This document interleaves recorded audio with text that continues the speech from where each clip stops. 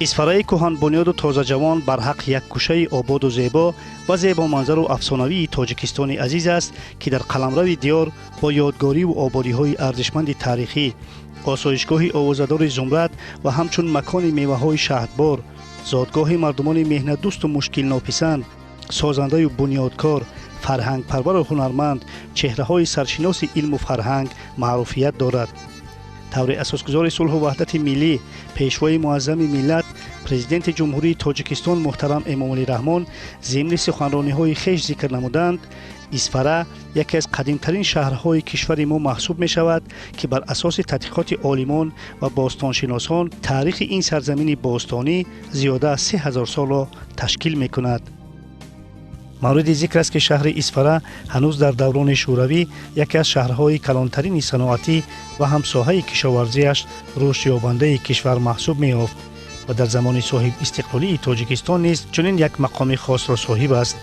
дар исфара ба соҳаи сохтмон ва меъморӣ аҳамияти хоса дода, ҷиҳати саривақт ва тибқи меъёрҳои муқарраршуда сохтаву ба истифода додани иншоотҳои иҷтимоӣ ва истеҳсолӣ, сазовор пешвоз гирифтани 30-солагии истиқлолияти давлатии ҷумҳурии Тоҷикистон, тадбирҳои амалӣ андешида, корҳои ободонию созандагиро пайваста вусъат мебахшанд. дар соли 2020 сохтмон аз навсозию барқароркунӣ, таъмиру тармими 124 адад иншооти ҷашнӣ ба маблағи умумии беш аз 52 миллион сомонӣ ба нақша гирифта шудааст. соли ҷорӣ корҳои сохтмонӣ васлкунӣ дар 110 иншооти нақшавӣ, инчунин дар 5 адад иншоотҳои дигар ба тариқи иловатан ба роҳ мондашудагӣ маблағи умумии корҳои сохтмони васлкунӣ 43 миллиону 290 ҳазору 308 сомониро ташкил медиҳад. дар ин давра аз 124 лоиҳаҳои ба нақша гирифташуда сохтмон, таъмир ва таҷдиди 48 адад иншоотҳо ба иҷро расонида шуд, ки 38.7%-ро ташкил менамояд. ҷараёни иҷрои корҳои сохтмонӣ дар иншоотҳои боқимонда идома дорад.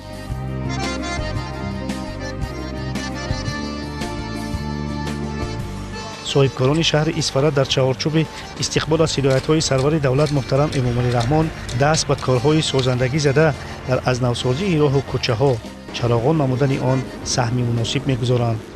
иқдоми сарвари давлат дастгирӣ намуда соҳибкорони чоркӯ дар маркази чоркӯ як иншоот сохта ба истифода диҳем. пули мошингарди ворух исфараро аз ду тараф 1 метрӣ васеъ кардем, ки барои рафтуомади мардум осон шавад ва 3 километр роҳҳои марказии чоркӯя ба чароғонкунӣ сар кардем. исфараро метавон шаҳри агросаноатӣ номид, зеро дар ин ҷо ҳам саноат ва ҳам кишоварзӣ ба таври чашмрас рушд кардааст.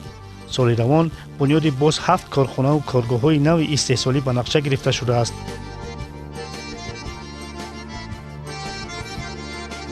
корхонаи истеҳсоли маҳсулоти саноатӣ аз зумраи он корхонаҳоест, ки шаҳру навоҳии вилояти Суғдро бо хишт ва гачи аълосифат таъмин мекунад. иқтидори истеҳсолии корхона дар як шабонарӯз 20 000 донаро ташкил мекунад. айни замон ин ҷо 240 нафар коргарон дар 3 баст машғули кор мебошанд.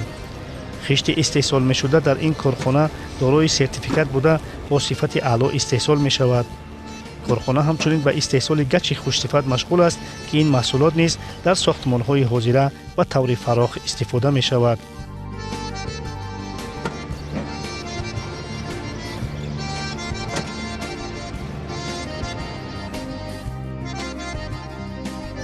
нақши корхонаҳои миёнаи истеҳсолӣ низ дар пешбурди соҳаи саноат хело назаррас мебошанд. корхонаи дузандагии Салима Бону ва истеҳсоли либосҳои мактабӣ машғул буда, аз рӯи дархости макотиби шаҳри Исфара ва хонандагони мактабҳои шаҳр сару либос омода мекунад. طولی 8 سال می شود که به استحصال لباس یگانه مکتبی مشغول می باشیم.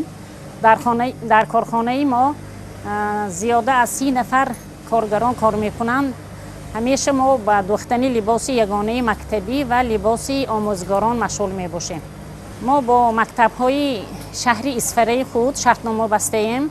شماره شرطنامه ما هر سال هر خیل می شود. این سال با 55 مکتب‌های میانه شهر اسفره شرطنامه بستیم که شماره آنها 18200 دانه را تشکیل داد.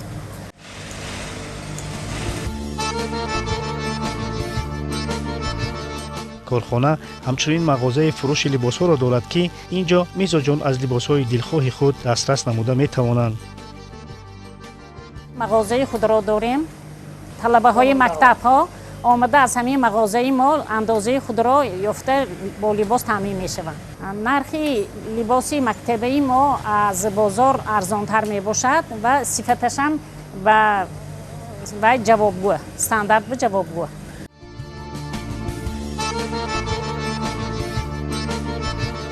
усулан исфара яке аз марказҳои бузурги саноатии мамлакат ба шумор рафта, солҳои охир дар шаҳр раванди ташкили корхонаҳои коркарди меваву сабзавот ва банду басти он мутобиқ ба меъёрҳои байналмилалӣ ва дар ин замина афзудани иқтидори содироти кишвар ба мушоҳида мерасад, ки ин падида воқеан шоистаи таҳсину дастгирӣ мебошад. айни замон 14 корхонаҳои хурди коркард ва банду басти меваи хушк, меваҳои шаҳрбори исфара ва вежа зардолуро мутобиқ ба талаботи стандарти муосир коркард ва ба хориҷи мамлакат содир менамоянд.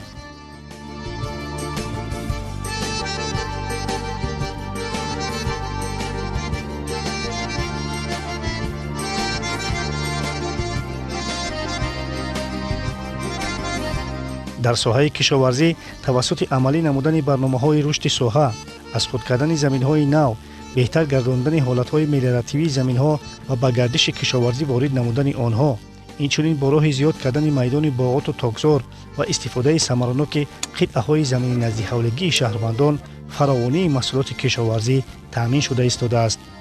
оид ба натиҷаҳои фаъолияти соҳаи кишоварзӣ дар давоми 5 моҳи аввали соли ҷорӣ бояд зикр намуд, ки дар ин давра маҷмӯи маҳсулоти кишоварзӣ дар ҳама шаклҳои хоҷагидорӣ 66990 сомониро ташкил намуда, суръати афзоиши он 103.1% таъмин гардидааст.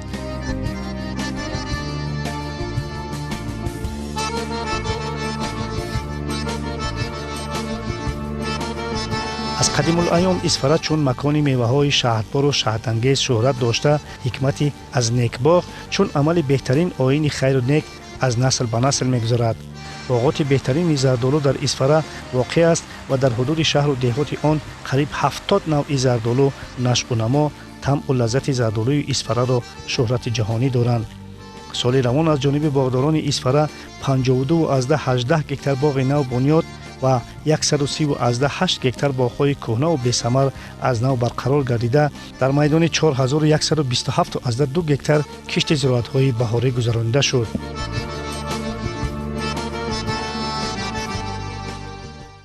мувофиқи мувозинаи замин дар шаҳри исфара 3688 гектар замини корами обӣ мавҷуд мебошад.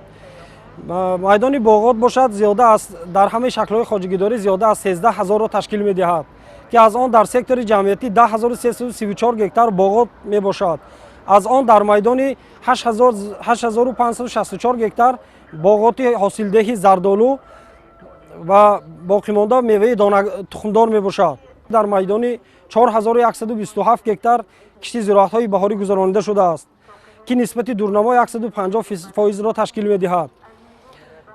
асосан зироатҳои кишкардида дар майдони зиёда аз 1000 гектар зиёрати картошка, дар майдони 382 гектар кишти помидор ва дар майдони 597 гектар кишти ҷуворимакка барои дон, дар майдони зиёда аз 248 гектар кишти шолӣ ва дар майдони зиёда аз 500 гектар кишти офтобпараст гузаронида шудааст ва дар боқимонда майдонҳо ва аз ҳисоби майдонҳои зери боғ кишти зироатҳои хӯроки чорво ба пуррагӣ ба роҳ монда шудааст, ки барои таъмини зимистонгузаронии чорво барои шаҳри исфара басанда мебошад.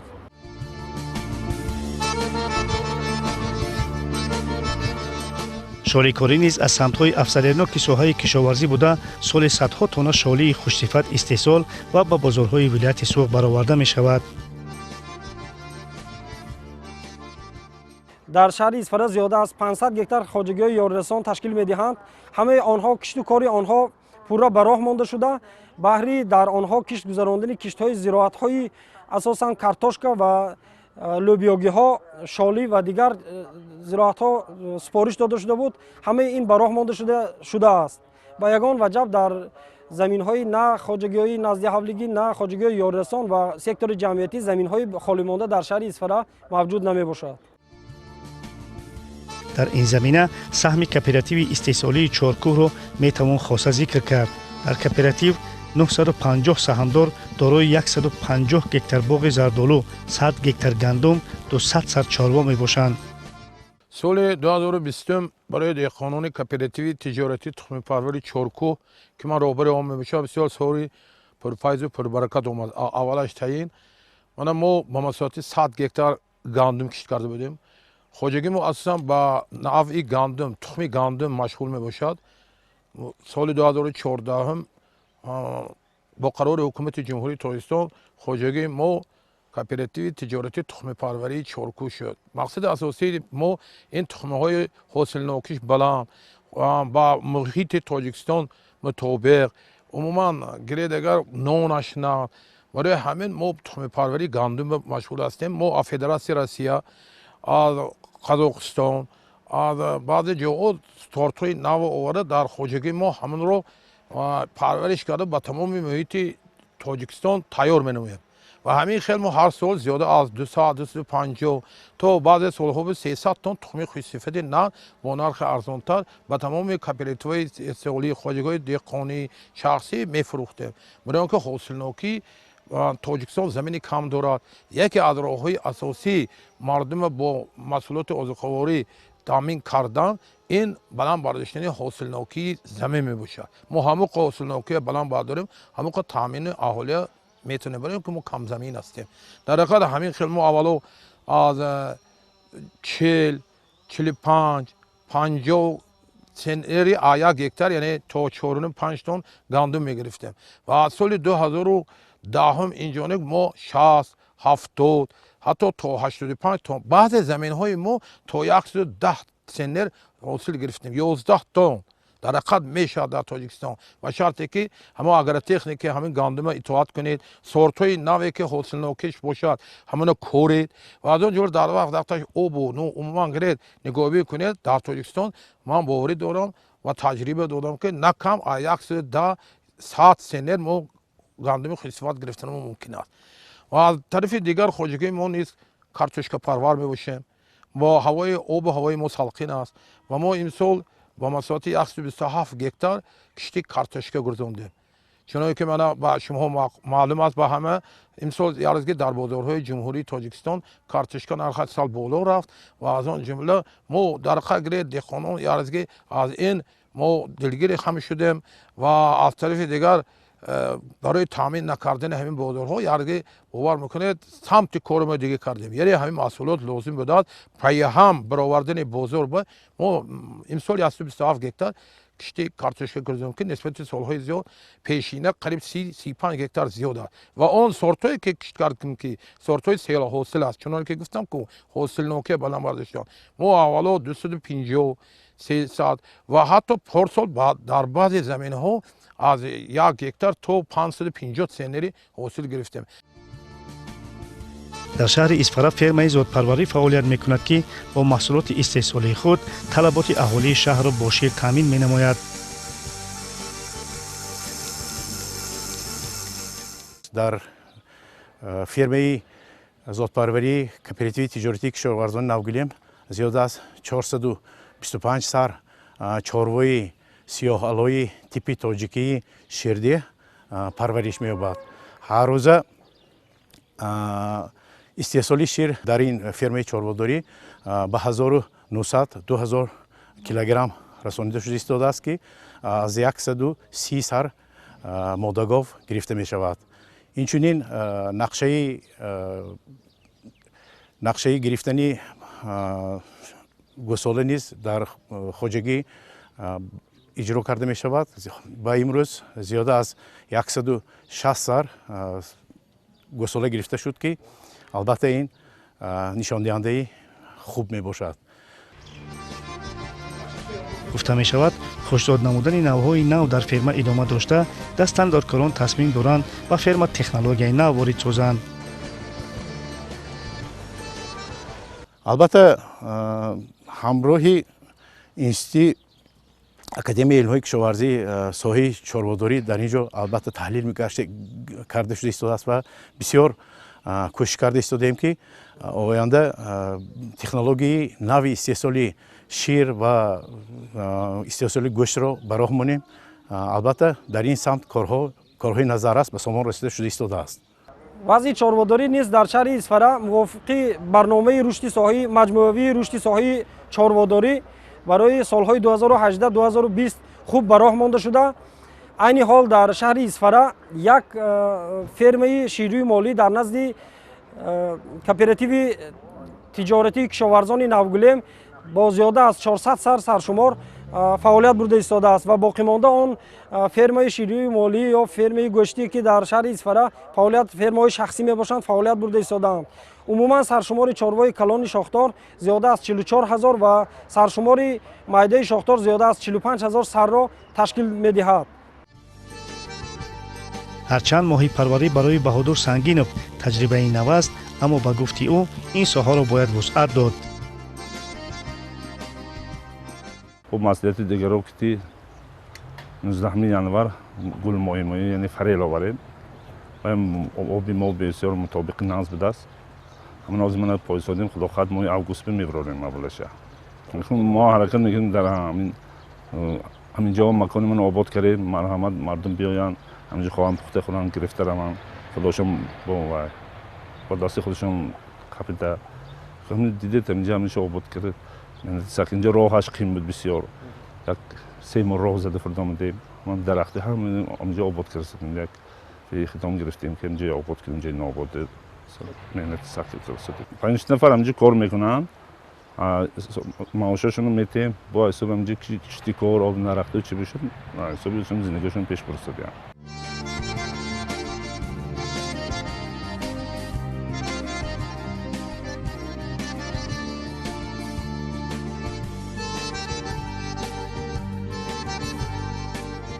ساکنان جماعت دهات واروخ که توجه و غمخوری‌های پیوسته اساسگزار صلح و وحدت ملی پیشوای ملت پرزیدنت جمهوری تاجیکستان محترم امامعلی رحمان را نسبت به واروخ و واروخیان همه روزه احساس میکنند و پیشوای معظم ملت صدقاً عرض و سپاس مینمایند. باید گفت واروخ روز تا روز سیمای خود را از لحاظ زیبایی و پیشرفت دیگر کرده، عین زمان در جماعت بنیاد انشاءات مکتب، کاخ فرهنگ، ورزشگاه، سیمخانه‌های ایلاوگی، میدان پرچم دولتی ادامه دارد. با دستگیری های پیشوای معظم ملت امروز در جماعت دهات واروخ یکچند انشاءات های جشنی بخشیده به تجلیل 30 سالگی جشن بزرگ ملی و دولتی استقلالیت جمهوری تاجیکستان ادامه دارد. امروز کاخ فرهنگ جماعت دهات واروخ با مبلغ گذاری مقامات اجرایی حاکمیت دولتی ولایت سوخت تعمیر و ترمیم و از نوسازی شده ایستاده است. اینچنین از حساب بودجه دولتی، از حساب مبلغ گذاری های مقامات اجرایی حاکمیت دولتی ولایت سوخت در مؤسسه تحصیلات میانه عمومی رقم 23 8 سیمخانه علاوگی برای 240 جای نشست. در محله نوبنیاد سنگتوده برای 720 خواننده در 2 بست مکتب 3 آشیانه زمانوی با تمام شرایط ها ساخته شده ایستاده است. اینچنین از مبلغ گذاری بودجه حاکمیت دولتی ولایت سوخت تالار ورزشی برای 200 جای نشست، چاه عمودی و دیگر انشاءات های جشنی ساخته شده ایستادند. امروز مردم جماعت دهات واروخ از دستگیری های بی‌واسطه پیشوای معظم ملت برخوردار هستند و تصمیم گرفتند که 30 سالگی استقلالیت دولتی جمهوری تاجیکستان را با نشان دهنده های نظررس تجلیل نمایند. در اینجا با جلب صاحبکاران محلی انشاءات تعیینات مختلف بنیاد می‌یابد که این همه به نیکو احوالی مردم نگرانده شده است. ساکن جماعت سوریدین عبدالجلیلوف در دهه خود برای جوانان یک ورزشگاه بالا پوشیده و یک ورزشگاه کشاده اینچنین حوض شناوری بنیاد میکند.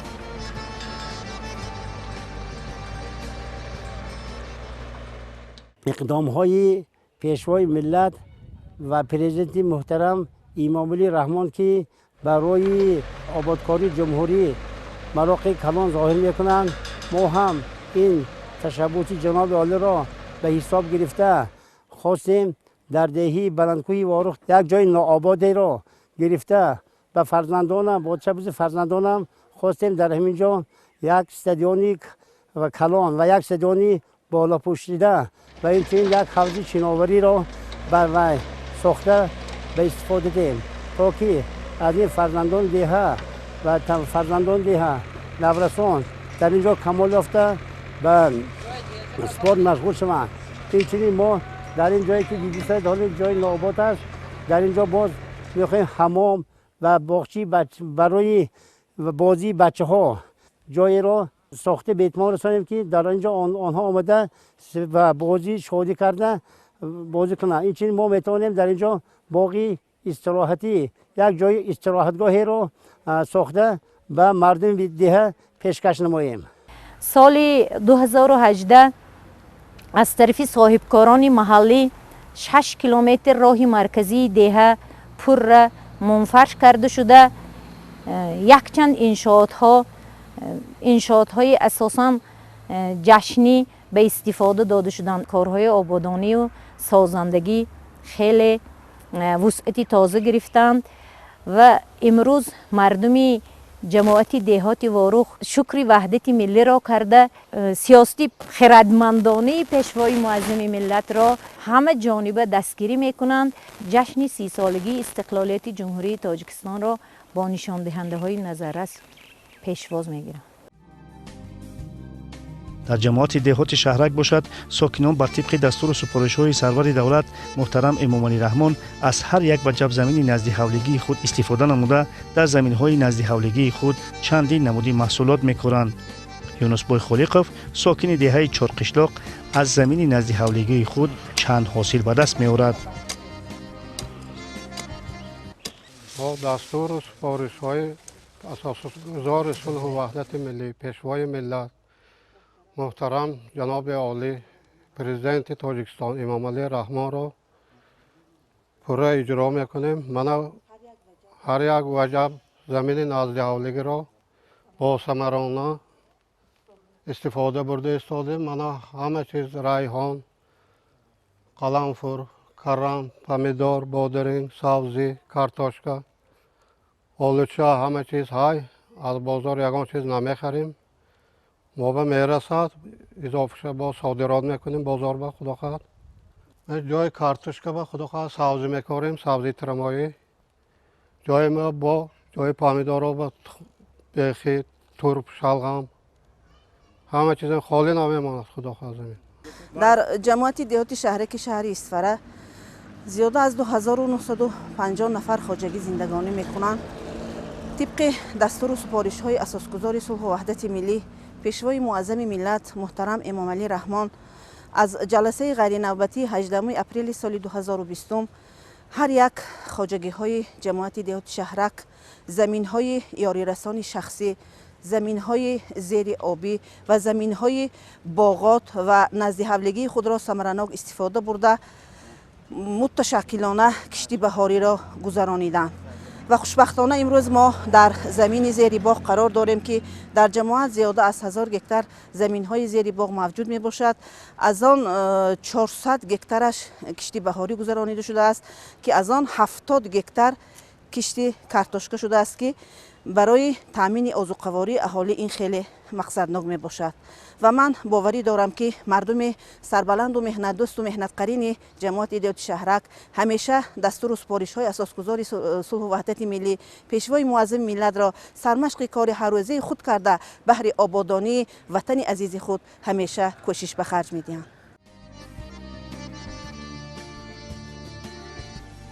آسایشگاه زمرد را میتوان چهره اسفره نامید و باعث خوشنودی است که این آسایشگاه نیز در دایره دستور و هدایت‌های سرور دولت محترم امامعلی رحمان از نوسازی شده به شکل اصول‌های زمانوی و مردم خدمت خواهد کرد.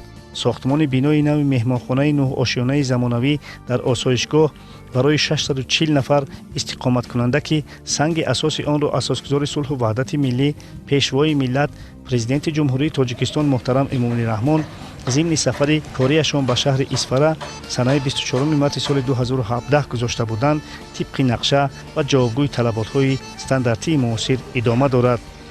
در شفت آن بنیاد حوض شناوری بالا پوشیده، امفی‌تئاتر، بنا برای دلخوشی جوانان شهر و در درآمدگاه آسایشگاه ساختمان مرکزی تشخیصی طبابتی حاضر زمان، 3 بینای 5 آشیانه تشخیصی و طبابتی و اکواپارک طبق نقشه صورت میگیرد. تا سال آینده در آسایشگاه برای استراحت و فراغت 1200 نفر شهروندان شرایط مساعد فراهم گشته 300 نفر اهالی محلی و جایهای کاری تامین خواهند شد.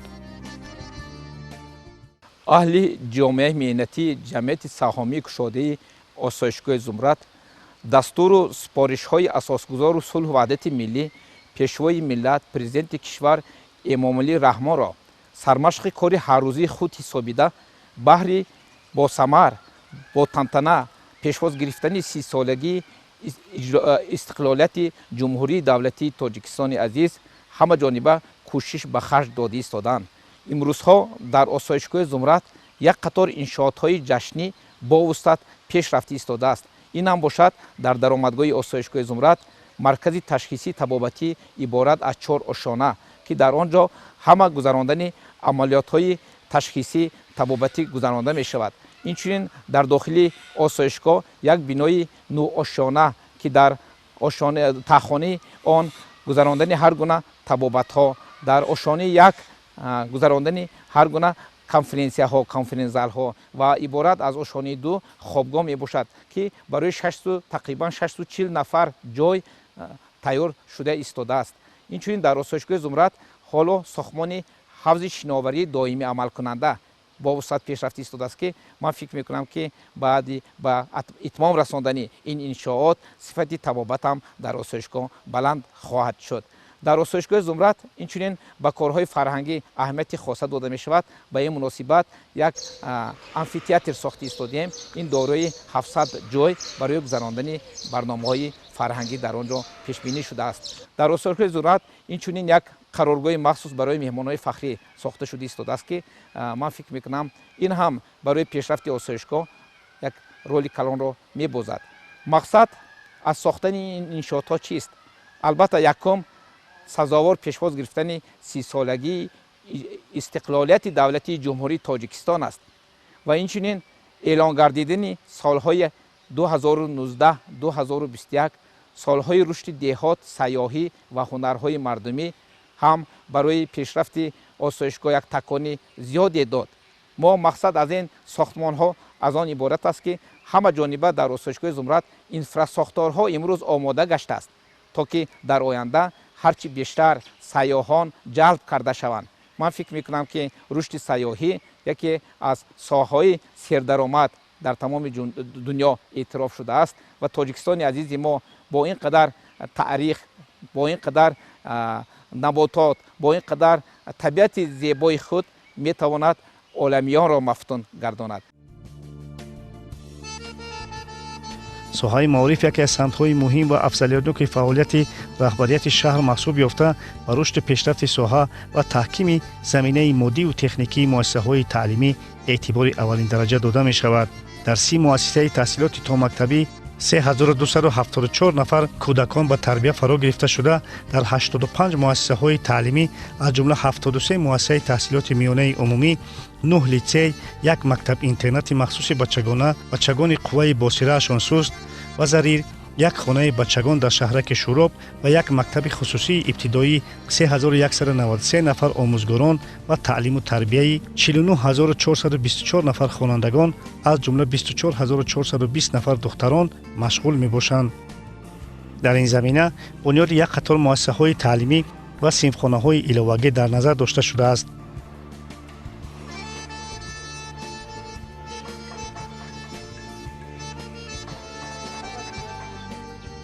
چون در کشور صاحب استقلال ما سلامتی مردم بایگری دولت و جزء ترکیبی هدف‌های استراتژی آن دانسته شده است، در شهر اسفره با مسئله واردسازی تجهیزات و تکنولوژی زمانوی و تحکیم زمینه مادی و تکنیکی مؤسسه‌های تندرستی با استفاده از مبلغ‌گذاری علاوگی مؤسسه‌های صحابی از حساب اجرای بر زیادی قسم درآمد بودجه‌های محلی инчунин дигар сарчашмаҳои молиявӣ аз ҷумла саҳмгузорони муваффақу саховатпеша шароит фароҳам меоранд.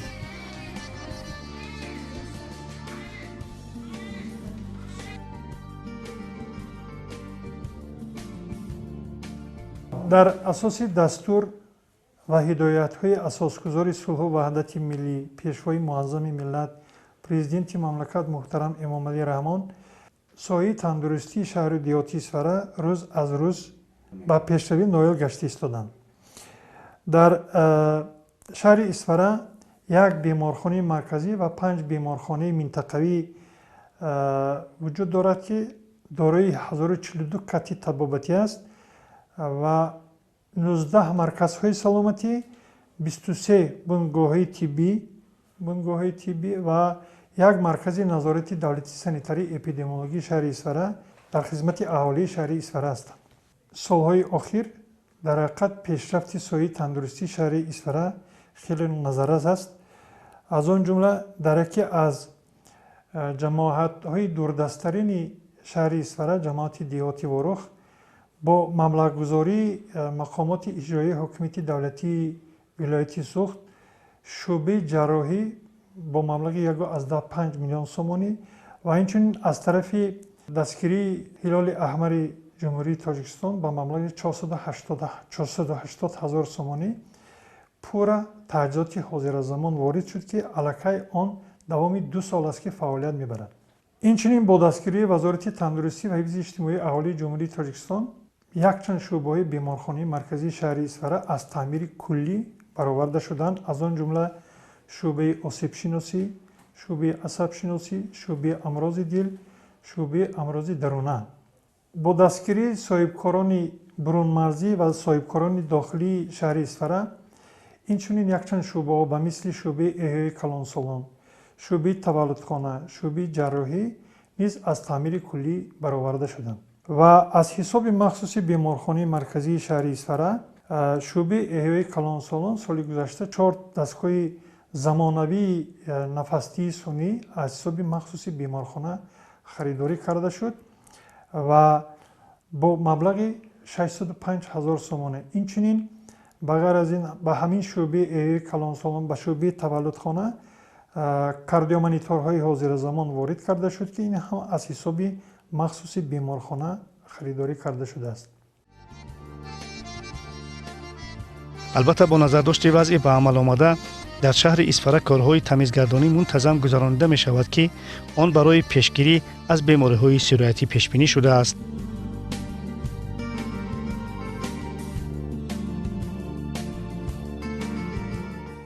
маркази санитария эпидемиологии шаҳри Исфара аз рӯзи аввали пайдо шудани бемории коронавирус корҳои безараркунӣ дар тамоми шаҳр, ҷамоатҳо ба роҳ монда, тамоми мағозаҳои хӯрокворӣ, либосворӣ, бозорҳо, масҷидҳо, мактабҳо,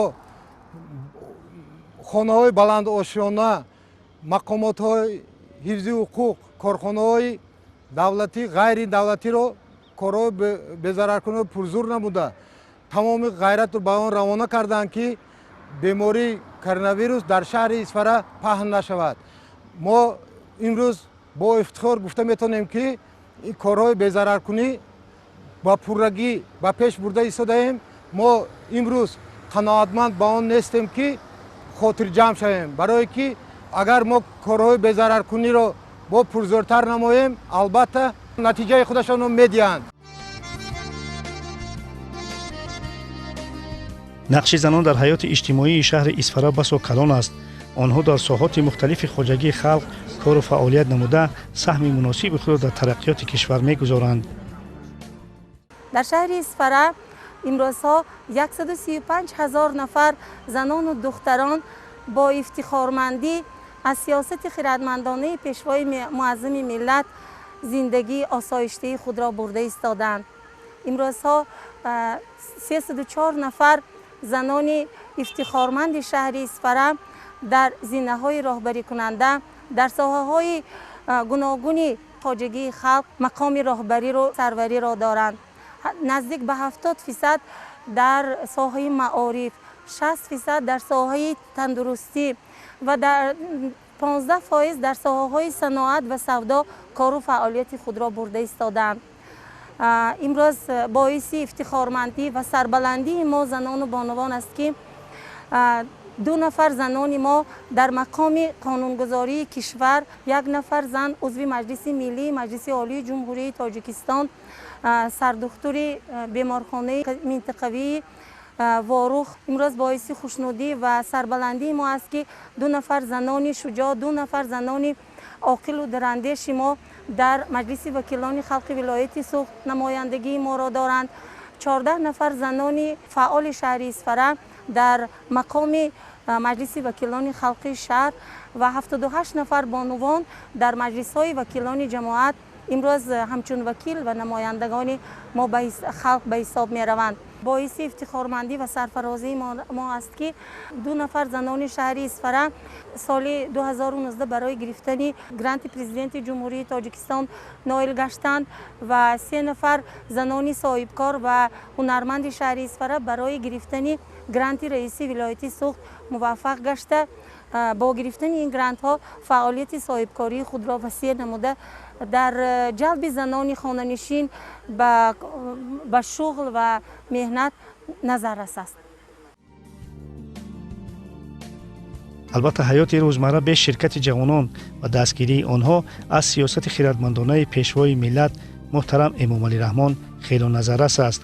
آنها که به قول سرور دولت آینده نیک دولت و ملت می باشند، در پیاده نمودن هدفهای سازنده سرور دولت نقش ویژه می بازند. در نزد بخش کار با جوانان و ورزش شهر اصفهان، مرکز اینواسیونی شهر اصفهان، کارخانه واحد دولتی مرکز جوانان شهر اصفهان، محفل دوازندگی برای دختران فعالیت می‌برد. باز در نزد بخش هر گونه محفل‌ها از جمله اندیشه نیک، محفل سخنوری، محفل روزنامه‌نگاری، رسامان جوان، محفل انشاء‌نویسان فعالیت می‌کند که در اینها زیاده از 270 نفر جوانان را فرا گرفته است. والنتیران نزد بخش کار با جوانان و ورزش نیز همه روزه در نزد بخش ایستاده سیاست پیش گرفته پیشوای ملت را دستگیری می‌نمایند. ما جوانان پیرو پیشوای ملت هستیم. بخش کار با جوانان و ورزش شهر اصفهان بهر عملاً پیاده نمودن رسالت کاری بخش از تمام امکانیت‌های موجوده استفاده خواهد برد.